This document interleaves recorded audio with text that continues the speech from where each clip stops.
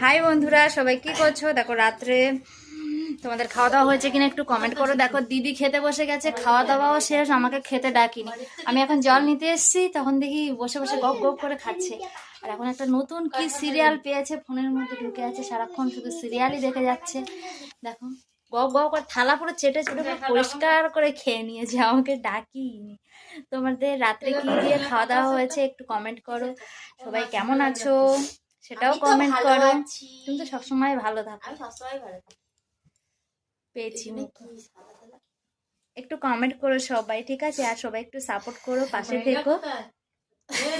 কালকে যে যে কমেন্ট করবে তার বাড়ি খেতে যাবো। হ্যাঁ, তার বাড়িতে খেতে হবে। একটু ডাল ভাত দিলেই হবে, বেশি ভালো মন্দ আমি ডাল চাই না। ভাত খাই না, আমাকে মাছ ভাত দিতে হবে। ডাল ভাত আমি খাই না। এরকম আমাদের ঘরে ডাল হয়েছে, আমি কিন্তু খাই এই না। দেখো সব খাওয়া দাওয়া সব শেষ, খালি ঘুটি বাটি।